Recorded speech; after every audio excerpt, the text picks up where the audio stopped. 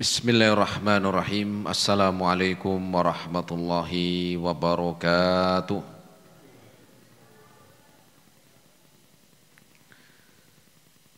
Alhamdulillahil wahidul qahhar, al-alimul ghaffar, yakhluqu man yasha'u wa yakhtar. Ashhadu an la ilaha illallah wahdahu la syarika lah, wa ashhadu anna Muhammadan abduhu wa rasuluh.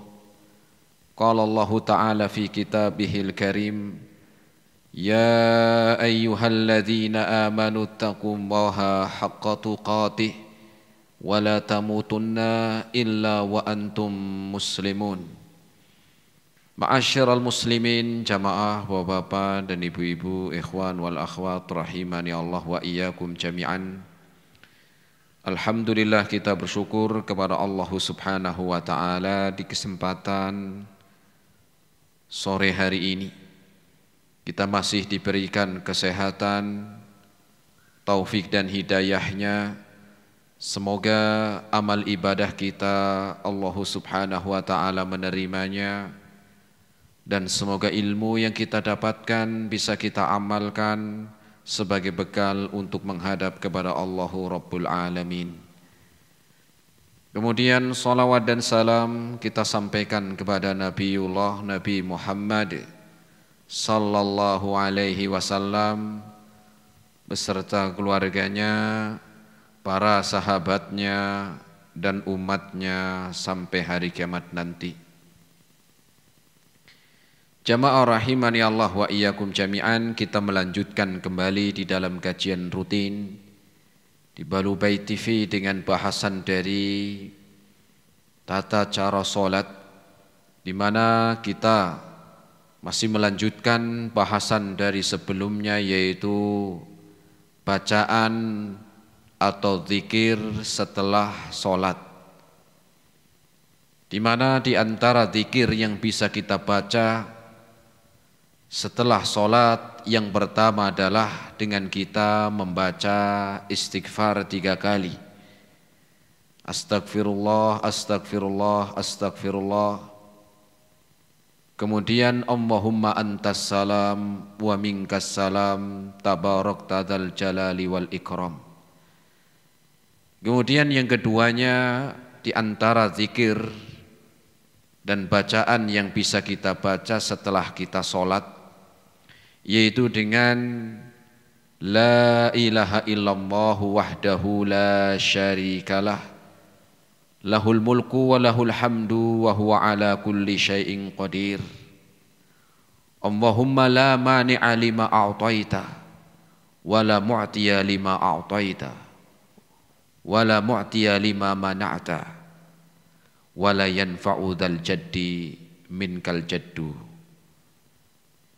Ini di antara zikir yang sudah kita sampaikan, yaitu zikir dan bacaan setelah sholat.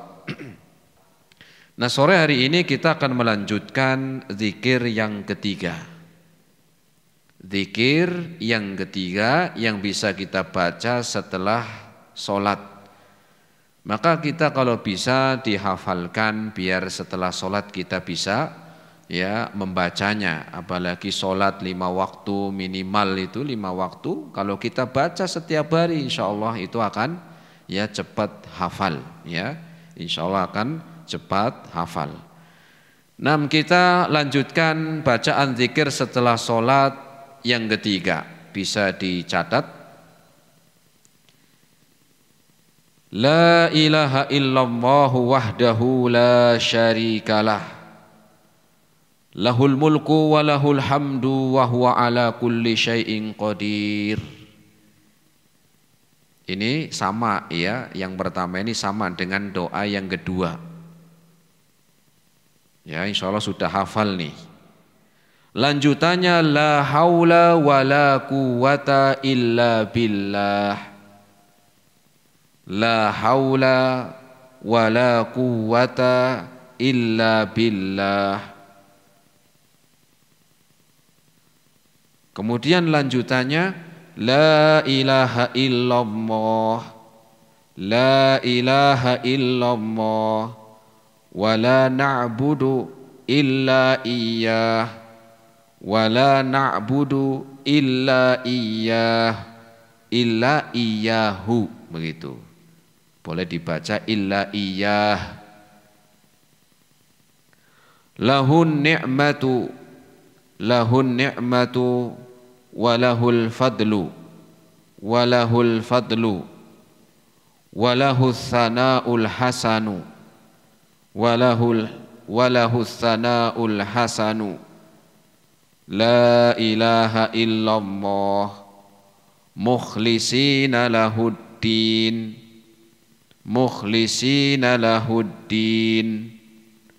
mukhlisina lahuddin, dinya itu dina, ya, dibaca dina. Mukhlisina lahuddina walau karihal kafirun, walau karihal kafirun. Sudah dicatat semuanya? Saya ulangi. Ya, pendek sih sebenarnya kalau hafal mah, enggak ada semenit nih kalau dibaca. Ya, nyanyian aja hafal kok. Ya, kita lanjut, ya, ulangi.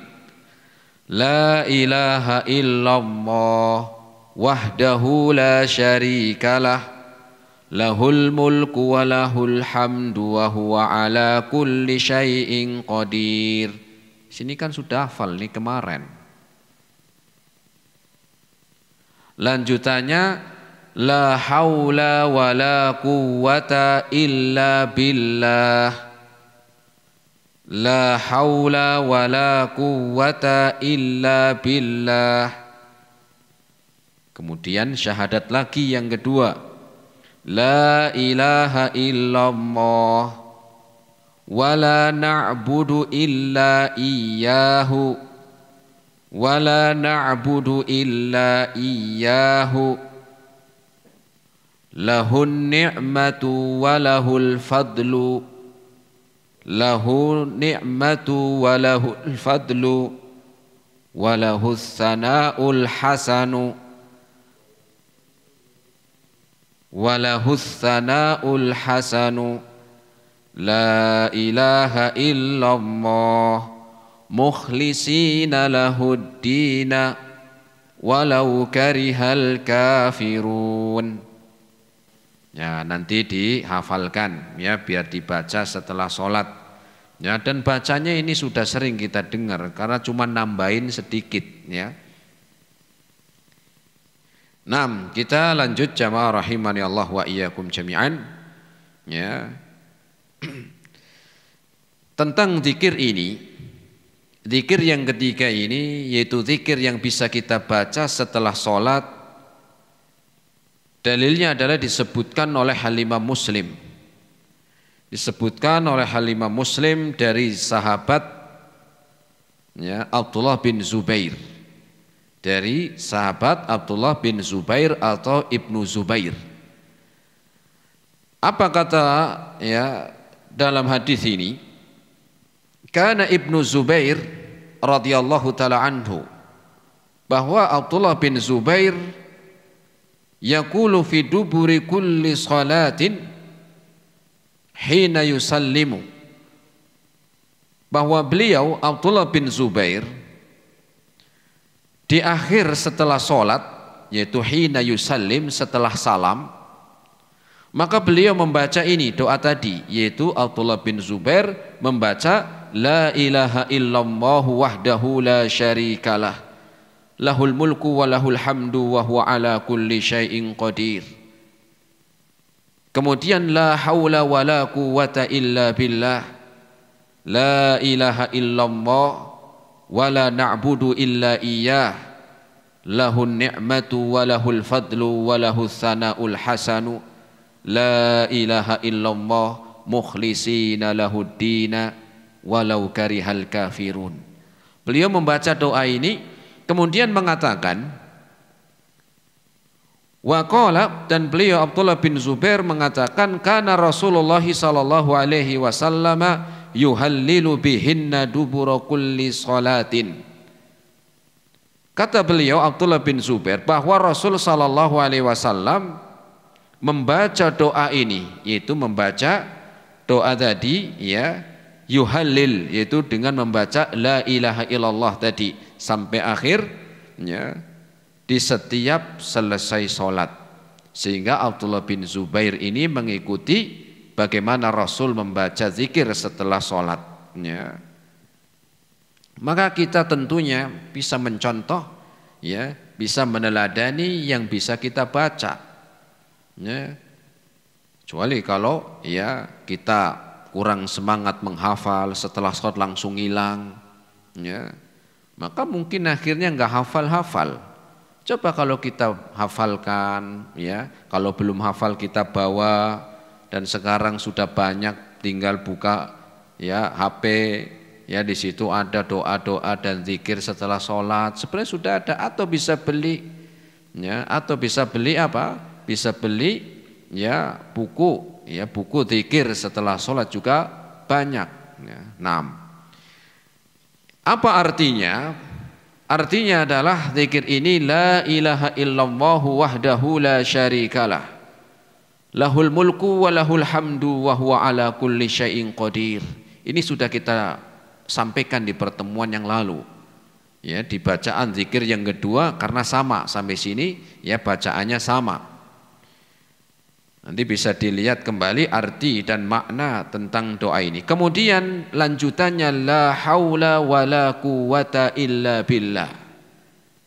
La haula wala quwata illa billah artinya tidak ada daya dan kekuatan. Tidak ada daya dan kekuatan kecuali atas pertolongan Allah Subhanahu wa taala. La haula wala quwata illa billah. Tidak ada daya dan kekuatan kecuali atas pertolongan Allah Subhanahu wa taala. Apa artinya? Bahwa semua dari perbuatan yang kita lakukan itu semuanya tidak ada kecuali atas pertolongan Allah Subhanahu wa taala. Di dalam kita mendapatkan hidayah, hidayatul iman, hidayatul Islam, maka tidak ada daya kekuatan, tidak ada daya dan kekuatan kecuali atas pertolongan Allah Subhanahu wa taala. Allah memberikan kepada kita hidayatul iman, hidayatul Islam. Kita tidak mampu untuk melakukan ibadah kebaikan-kebaikan, tidak mampu mengamalkan ibadah kecuali atas pertolongan dari Allah Subhanahu wa taala. Sehingga Allah sebutkan di dalam Al-Qur'an, iyyaka na'budu wa iyyaka nasta'in. Dalam Al-Qur'an, dalam surat Al-Fatihah yang setiap hari kita baca, iyyaka na'budu wa iyyaka nasta'in. Dan aku dan kami menyembah kepada Engkau ya Allah, dan kepadamu-lah aku beribadah kepada Engkau, dan Engkaulah satu-satunya ya, sebagai penolong. Iyyaka na'budu wa iyyaka nasta'in, dan kepadamu-lah aku meminta pertolongan. Di sini dikaitkan antara ibadah dan pertolongan. Kepadamu-lah ya Allah kami beribadah, dan hanya kepadamu-lah kami meminta pertolongan. Antara ibadah dan pertolongan dikaitkan. Apa artinya? Artinya kita tidak mampu melakukan suatu ketaatan, suatu amal ibadah kecuali atas pertolongan Allah Subhanahu wa taala. La haula wala quwata illa billah. Kita tidak mampu untuk menolak keburukan-keburukan kecuali atas pertolongan Allah Subhanahu wa taala. Kita tidak mampu untuk menolak mudarat kecuali atas pertolongan Allah Subhanahu wa taala. Demikian juga kita mampu mendapatkan kebaikan, mampu mendapatkan kemenangan, mampu mendapatkan cita-cita, apa yang kita inginkan, semua atas pertolongan Allah Subhanahu wa taala. La haula wala quwata illa billah. Tidak ada daya dan kekuatan kecuali atas pertolongan Allah Subhanahu wa taala. Kita mendapatkan nikmat di dunia, nikmat kesehatan, nikmat harta, semua atas pertolongan dari Allah Subhanahu wa taala. Kemudian setelah itu lanjutannya adalah la ilaha illallah. Tidak ada peribadahan yang disembah, yang berhak disembah kecuali Allah Subhanahu wa taala. La na'budu illa iyyah. La na'budu illa iyyah. Dan kami tidaklah menyembah kecuali kepada Engkau ya Allah. Setelah kita mengucapkan syahadat la ilaha illallah, kemudian la na'budu illa iyyah, maka ketika kita mengucapkan kalimat syahadat dengan mengucapkan la ilaha illallah, maka ada kewajiban setelah itu, ada konsekuensi yang harus kita laksanakan setelah itu. Apa? La na'budu illa iyyah. Dan kami tidak beribadah kecuali hanya untuk Engkau ya Allah. Kami tidak beribadah kecuali kepada Engkau ya Allah. Ya. Hanya kepada Allah Subhanahu wa taala. Setelah kita mengucapkan syahadat la ilaha illallah, maka tidak halal kita beribadah kepada selain Allah Subhanahu wa taala. Maka diharamkan kita beribadah ya, kepada selain Allah Subhanahu wa taala. Karena itu adalah kewajiban setelah kita mengucapkan la ilaha illallah. Tidak ada peribadahan, tidak ada sesembahan kecuali Engkau ya Allah, dan kami tidak beribadah hanya kepada Engkau ya Allah Subhanahu wa taala. Kenapa kita diperintahkan di dalam beribadah hanya kepada Allah setelah kita mengucapkan syahadat? Maka jawabannya setelahnya. Apa jawabannya? Lahun nikmatu walahul fadlu walahul thana'ul hasan. Karena segala kenikmatan bagi Engkau ya Allah, segala nikmat dan anugerah itu milik Engkau ya Allah Subhanahu wa taala. Segala kebaikan, kemurahan, kenikmatan, sanjungan yang baik itu hanya milik Allah Subhanahu wa taala. Karena segala nikmat, walahu ni'matu, lahu ni'matu, walahu thana'u, walahul fadlu, dan segala kebaikan, semua kenikmatan, anugerah itu milik Allah Subhanahu wa taala. Sehingga apa yang kita rasakan dari kenikmatan, dari anugerah, dari kebaikan yang Allah berikan itu bersumber dari Allah Subhanahu wa taala. Sehingga pantas ketika kita diperintahkan hanya beribadah kepada Allah. Kenapa? Karena kita telah merasakan nikmat-nikmat yang begitu banyak. Kita telah merasakan kenikmatan dari anugerah yang Allah berikan kepada kita. Maka tidak layak ketika kita beribadah kepada selain Allah. Karena Allah yang memberikan kita kenikmatan. Dari masa kecil sampai dewasa. Bahkan sebelum lahir kita sudah mendapatkan nikmat ya. Kenikmatan dari semenjak kita sebelum dilahirkan, semenjak kita masih dalam keadaan janin di perut ibu ya. Ibu hanya memakan sesuatu dari makanan, tetapi siapa yang menyambungkan sari-sari dari orang tua yang dia makan, yang menyambungkan sari-sari itu, menyalurkan sampai masuk ke janin siapa? Maka ini adalah nikmat yang Allah berikan kepada kita. Kemudian sampailah kita lahir ke dunia, Allah memberikan nikmat yang sangat banyak kepada kita. Kita diberikan penglihatan. Sampai hari ini kita hidup, berapa tahun kita hidup? Sudah berapa lama kita memakai mata yang Allah berikan ini? Dengan mata kita mampu melihat, dengan mata kita mampu membedakan warna, dengan mata kita mampu melihat keindahan alam.